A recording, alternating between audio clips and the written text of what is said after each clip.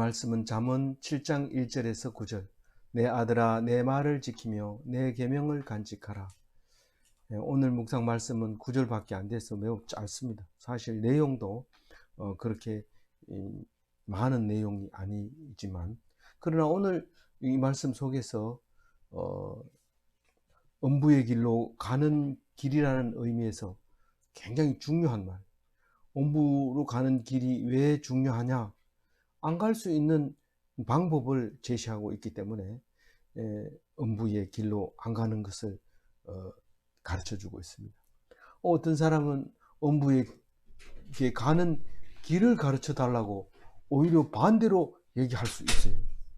그런데 그런 사람은 할 수 없죠. 야, 그거는 잘못된 길이야, 죽음으로 가는 길이야, 이렇게 얘기할지라도, 그러나 사실은 그게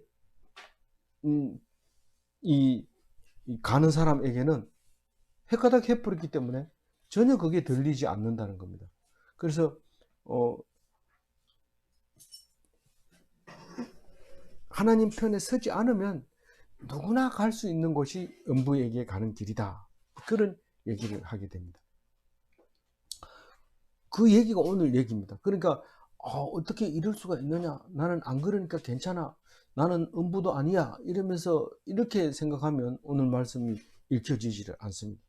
이 말씀을 읽으면서 내가 음부가 될 수도 있고, 내가 양처가 될 수도 있지만, 또 내가 지혜를 가진 사람일 수도 있지만, 어리석은 자, 하나님의 지혜를 가지고 있지 않는 자일 수도 있습니다. 그래서 그것을 다 이야기해야 됩니다. 그래서 솔로몬이 지은 이것은 오히려 더 우리는 절실을 하게 되죠. 우리는 환자가 무슨 병을 고치나 이러지만은 옛날부터 그런 말이 있습니다. 이 선병자 의원, 이런 환자 용어도 있는데, 먼저 알아본 사람이 그 병에 대해서 잘 알죠. 그게 어떻게 하면 낫고 어떻게 하면 더 도지고, 이런 말을 잘 알기 때문에 병을 알아본 사람이 거기에 대해서 잘 할 얘기가 많습니다. 그래서 솔로몬은 더욱더 이 잠언서 7장을 쓸 때 확실히 했을 수도 있다, 그런 생각을 하게 됩니다.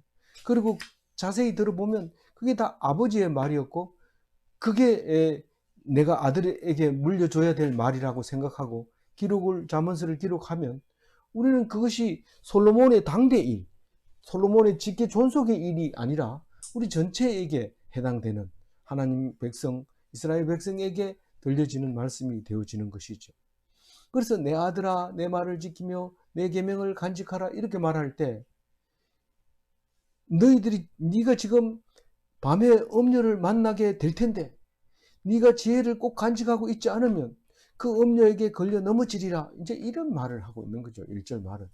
그러니까 6장 20절에 가서는 내 말을 지키며 내 계명을 간직하라가 아니라 명령을 지키라, 이렇게 얘기를 했어요. 앞에서 내 말을 지키면 그게 곧 명령을 지키는 것, 내 명령을 지키는 것. 솔로몬의 명령이지만 사실 하나님의 명령이 되는 거죠.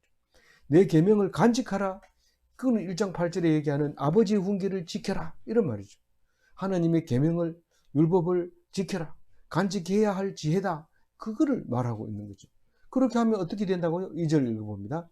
내 계명을 지켜 살며 내 법을 내 눈동자처럼 지키라. 아니, 지키면 사는 거예요. 지키면. 어떻게 그래 나와 있어요?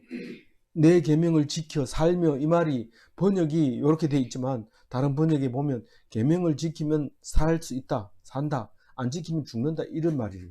그게 내 계명을 지켜 살며, 지켜서 살아라. 일상생활에 내가 의지를 가지고 지키라가 아니라 지키면 산다, 이 말을 내 계명을 지켜 살며. 그래서 우리가 말을 여러 가지로 해석을 할 수 있는 경우가 생기는 게 바로 그런 것 때문에 생기는 거지만, 그러나 어떤 것이 옳다고 얘기할 수 없어요. 성경 있는 대로 읽고 그 다음에 이제 다른 번역이 나올 때는 조금 바뀌겠지만, 그렇지 않을 경우에는 그것을 그대로 읽고 생각나는 대로 묵상하면 되죠. 내 법을 내 눈동자처럼 지키라, 이렇게 얘기할 때 하나님의 법, 계명을 눈동자처럼 지키라고 했을 때, 이 눈동자가 도대체 어떻게 해야 눈동자처럼 지키느냐? 내가 자고 있을 때도 눈동자는 잠을 안 잡니다. 눈동자가 잤다 이런 거는 그 죽은 겁니다. 그래서 이 눈동자는 죽음이 하나님의 법을 갈라놓을 수 있지, 그 이외에는 하나님의 법을 갈라놓을 수가 없는 거죠. 그래서 우리는 죽음을 갈라놓을 때까지 말씀을 잡아라, 그런 얘기를 합니다. 이 눈동자라는 단어를 신명기에서 썼어요. 우리는 잘 모르고 있었지만 신명기 32장 10절에 나와 있는데 한번 같이 읽어볼까요? 여호와께서 그를 황무지에서 짐승이 부르짖는 광야에서 만나시고 호위하시며 보호하시며 자기의 눈동자같이 지키셨도다. 이 다른 성경에 없는 말로 말하면 수호신이 자지 않고 우리를 광야 40년 동안 지켜주셨다, 그 얘기를 신명기 32장 10절에 이와 같이 말하고 있는 거죠. 신발 하나로 가지고 40년 살고 옷 한 벌 가지고 40년 살고 어떻게 알아요? 뭡니까? 길쌈을 안 했으니까요. 수입을 뭡니까? 무역을 하지 않았기 때문에 우리는 잘 알고, 또 성경은 또 그대로 기록을 하고 있기 때문에 그렇죠.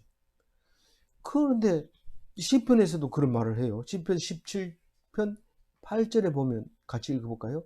나를 눈동자같이 지키시고 주의 날개 그늘 아래에 감추사.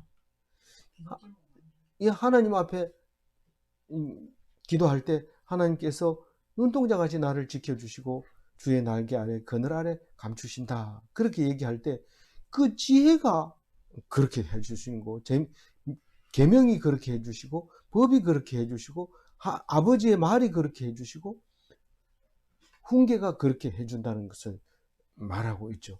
그래서 이거는 우리가 잘 몰라도 이 정도는 알겠어요 이렇게 얘기하지만, 사실은 진짜 알고 있는지 모르고 있는지는 엄려를 딱 갖다 대보면 알죠. 엄려를 딱 갖다 대보면 이게 지혜를 가지고 있는지 안 가지고 있는지를 알 수 있게 됩니다. 그래서 얼마만큼 가지고 지켜야 되느냐 하면 3절 같이 읽어봅니다. 이것을 내 손가락에 매며 이것을 내 마음판에 새기라. 이 손가락에 매며, 이 말은 손가락에 매는 거 뭘 매겠어요? 들에 나가서 시계꽃 그걸 가지고 크로바죠. 크로바 꽃잎을 따가지고 구멍을 뚫어서 이렇게 쫙 매도록 해가지고 손가락에 매고 폼 잡으면서 어때 이러면서 그런데 그게 누가 아버지가 가르쳐 준 것도 아니고 엄마가 안 가르쳐 줘도 그 어릴 때부터 손가락에 그걸 매면 예뻐 보인다고 자랑하고 이런 것을 볼 수 있는데, 그게 결혼할 때도 약속으로 손가락에다가 반지를 끼워주죠. 그래서 그게 손가락이 약속이기도 하고 맹세이기도 하고 손가락이 중요합니다. 그래서 금반지보다 더 귀하게 말씀을 지켜라, 계명을 지켜라. 우리 앞에 나왔잖아요. 보석을 찾듯이 은을 찾듯이 그렇게 말씀을 찾아라, 지혜를 찾아라, 그렇게 얘기를 하죠. 이것은 마음판에 새기라, 이런 말은 우리가 앞에서도 많이 나왔잖아요. 이 마음 속에 비석에다가 신비에다 새겨라.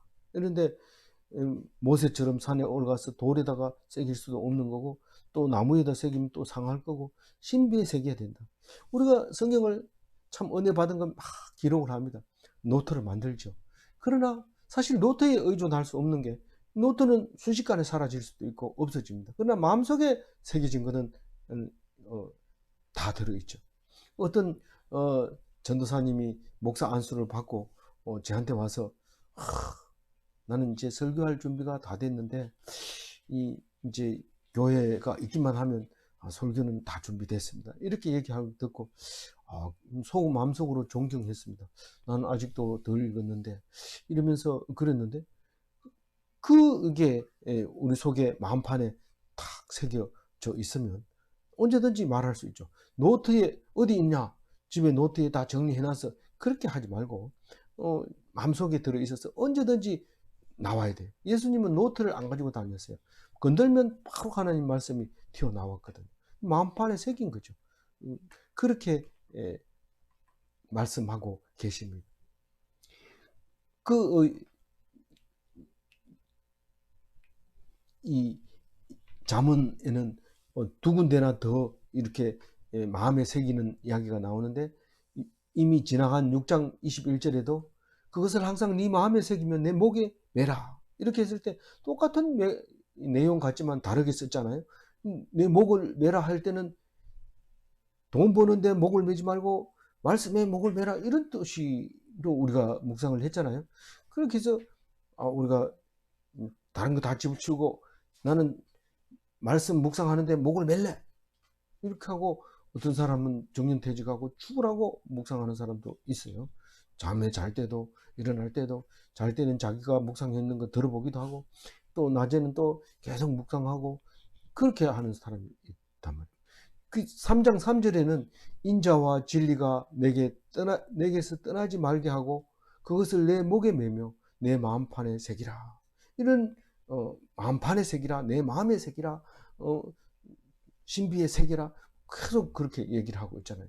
그거는 뭐 노트에 적어놨다가 후손에게 물려줘라, 그게 아니라 이 마음속에 새기라. 그러면 영원한 천국에 들어가는데 이때어 들어가는 거죠. 이때어서 이렇게 들어가게 될 거다. 이때어 들어간다는 말이 뭐예요? 지금처럼 똑같이 천국에 들어간다. 지금 천국 생활을 해야 된다는 거죠. 말씀을 안 떠나면 천국 생활을 할 수 있다는 걸 말하는 거죠. 4절 같이 읽어봅니다. 지혜에게 너는 내 누이라 하며 명철에게 너는 내 친족이라 하라. 이 말을 왜 할까? 오늘 제목은 음녀에게 가는 얘기인데, 지혜에게 너는 누이라 하며 명철에게 너는 내 친족이라 하라, 이렇게 얘기할 때 이게 계속 읽어보면 어떤 생각이 드냐면, 설교 중에 그런 얘기가 나왔었어요. 제가 설교를 목사님한테 들은 적이 있는데, 절대로 교우들을 보고 세욕을 품으면 안 된다. 그러니까 전부 내 누이라고 생각하고 내 친족이라고 생각해라. 고모나 또 이모나 또 동생이나 누나나 그렇게 생각해라. 그러면 그런 생각을 할 수가 없다, 이렇게 얘기를 할 때 참 그렇구나. 그래서 우리 예쁜 여자 성도 말씀하세요, 이렇게 얘기하지 않고 우리 자매님 말씀하세요, 나이 많으면 우리 누나, 언니, 이렇게 하고, 동생이면 또 동생처럼 하고, 또 교회 다니는 오빠 있으면 교회 오빠 이렇게 부르고, 그렇게 요즘 이제 남편 보고도 오빠라고 부르는데 남자들 너무 좋아해요. 자기 보고 오빠라고. 여보 이러면 우리가 늙었나 뭐 여보 하지 마라 이런데, 오빠 이러면 좋아해. 다 늙어도 젊은 색시를 얻어가지고 오빠라 하면 좋아한대요. 어쨌든 이 누이라고 하는 이 오빠라는 소리와 동생이라고 하는 여동생이라고 하는 것은 아깝죠. 너무 사랑스럽죠. 그런 그 속에서는 욕심이라는 거 생기면 안 돼요. 거기서 생기면 그거는 아주 자연스럽지 못하죠. 뭐 부도덕스럽고 그렇게 되죠. 근데 이게 지혜가 없으면요, 다 그렇게 되는 거예요. 그러니까 옛날 다른 나라 역사들을 이렇게 보면, 기독교 국가가 아닌 다른 나라 역사를 보면은 완전히 성적으로 자유롭습니다. 그게 법이 없어서 그런 게 아니고 원래부터 그렇다고 생각한 거예요. 그렇게 생각했기 때문에 뭐 삼촌이 뭐 고모가 뭐 엄마가 뭐 이렇게 막 바뀌어 버립니다.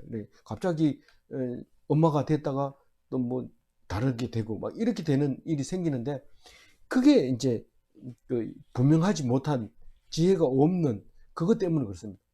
그 없는 게 자유로운 게 굉장히 좋을 것 같지만 큰일을 하면 할수록 그것은 재앙으로 돌아오게 되죠.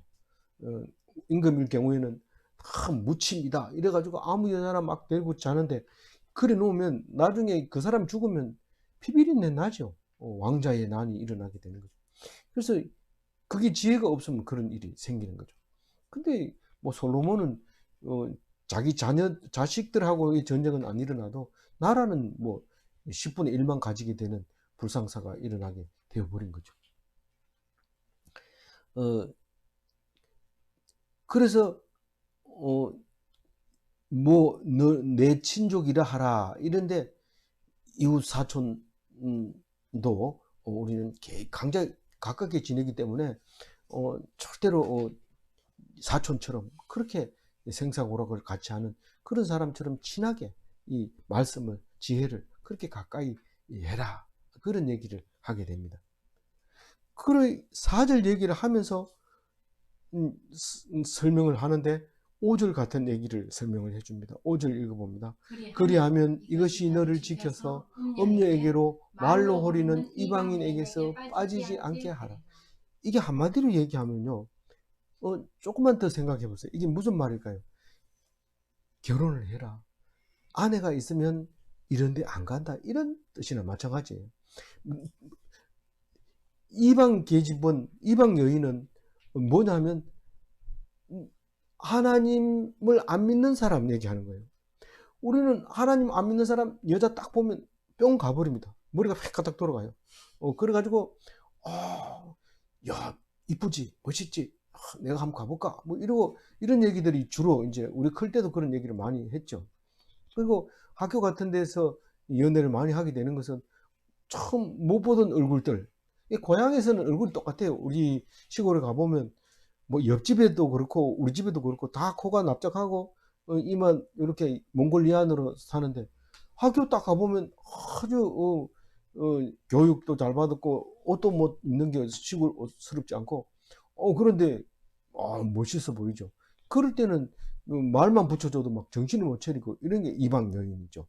그러니까 네가 누이하고 살고 네가 아내하고 살고, 이건 지금 우리가 읽고 있는 이 잠언서는 우리의 그 성도덕이나 결혼관하고는 거리가 멀다고 생각하고 읽어야 돼요. 안 그러면 다른 건 다 현실적으로 적용하면서 이건 왜 그때 다르게 설명을 해야 됩니까? 문화는 계속 바뀌는 거예요. 일부 일처제도 박정희 대통령이 와가지고 떡 해놨어요. 그전에는 뭐 우리 할아버지, 외할아버지는 물론이고 우리 처삼촌까지, 내가 아는 사람까지 다 여러 아내가 있었던 거죠. 근데 그게 결국은 좋은 게 하나도 아닌데도 불구하고 어쨌거나 좋고 나쁘고가 문제가 아니라 지혜가 없어서 그렇게 됐다는 것을 말하고 있는 거죠. 그래서 우리는 같이 자란 사람한테는 이 업력을 품지를 않습니다. 뭐 결혼해라 이래가지고 결혼해서 신방 꾸며라 이러고 문 닫아놓고 아무도 안 들어가고 밤에 자라 이래놓고 이렇게 하면 뭐 또 아기가 생길 수도 있는 거지만은 그 이외에는 무슨 뭐 그런 일이 안 생깁니다. 그래서 짐승도 마찬가지예요. 짐승을 길러 보면은 토끼 같은 경우에는 이제 새끼를 위해서 한 자웅을 이제 사가져 옵니다. 꼭 사올 때 자웅을 사가져 오지만 두 토끼를 한 우리에 넣어놓고 기르면 새끼를 안 낳아요. 근데 이거를 떼가지고 한 달이나 있다가 딱 넣으면은 이상하게 새끼를 금방 생기게 되거든요. 그 우리가 이방 여인, 이 엄녀, 이거는 무슨 뜻인지 알아야 돼요. 화장을 진하게 하고, 우리 누나나 우리 여동생은 화장 이런 냄새 안 나던데 향기가 나고 이러면은 이게 뭐 정신이 헷가닥 가버리는 거죠. 그래서 지혜가 없을 때는 누이가 누이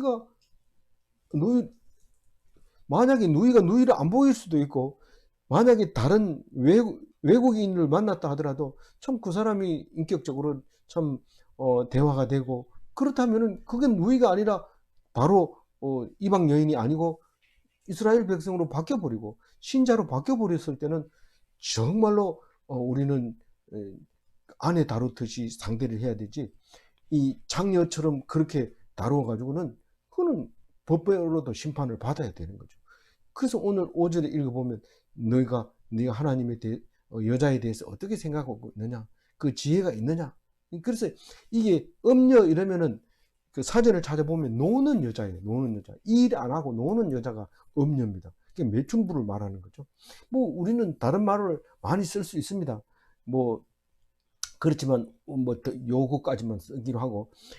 그런데 음녀가 아닌 사람은, 양처는 가정을 지키는 여자죠. 그리고 처녀는 이제 결혼할 사람이고 결혼해서 이제 누이가 될 것이고 내 친족이 될 것을 누이라 이방 여인이 아닌 처녀를 말하고 있는 거죠.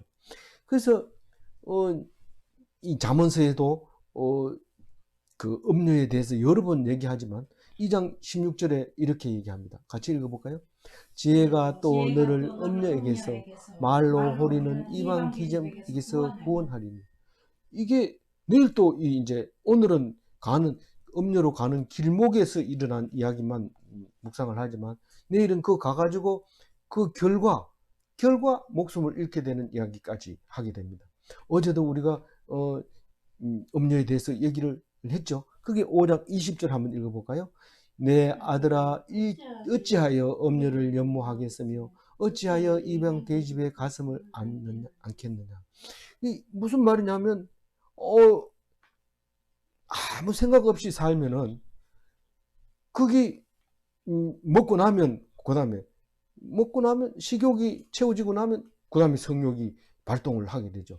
제일 먼저는 식욕으로 채우고 나면 그러니까 2차 가면 안 돼요. 어디 가서 회식하고 우리 2차 가자. 2차 어디로 가겠습니까? 배 시큼 부른데. 그러니까 2차 갔다 이러면은 안 가는 게 좋죠. 근데 1차도 사실은 뭐 안 갔대요. 뭐 우리 일용할 양식을 구하는 사람이 무슨 회식을 자꾸 가겠습니까?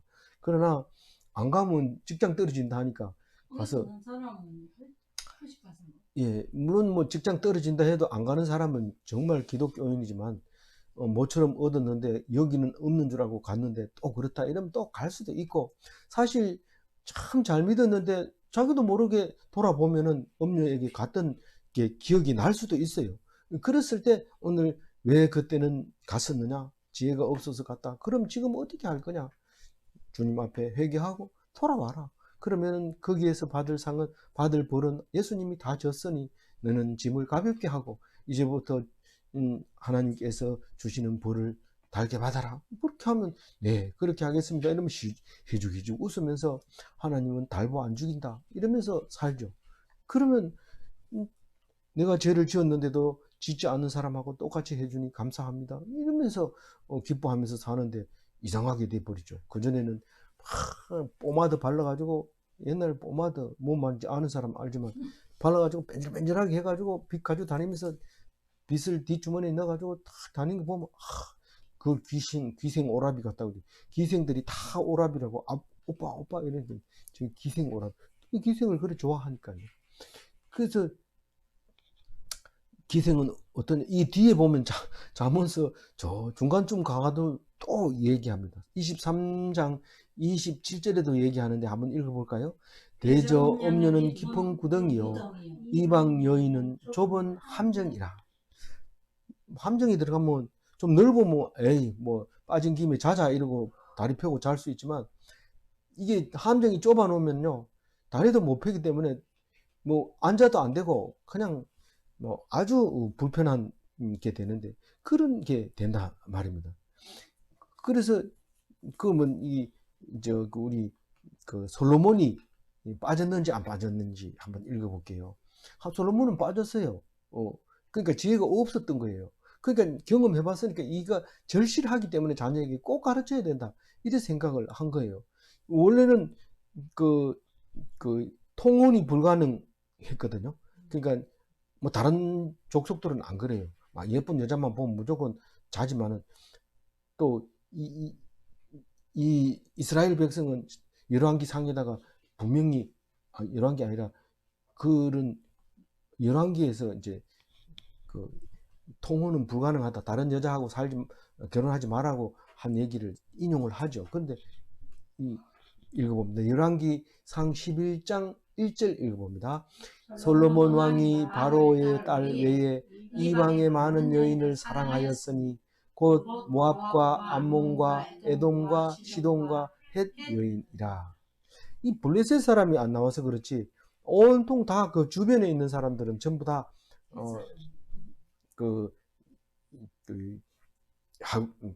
여인들하고 사랑을 했다. 이렇게 얘기를 합니다. 열왕기상 11장은 전체적으로 솔로몬이 그것 때문에 야단 맞는 거 평가받는 이야기가 나옵니다. 느헤미야도 보면은요, 느헤미야는 역사서 중에서 제일 마지막이니까 바빌론 포로 갔다 와서 이제 썼는 거잖아요. 그러니까 느헤미야 13장 26절 같이 읽어볼게요.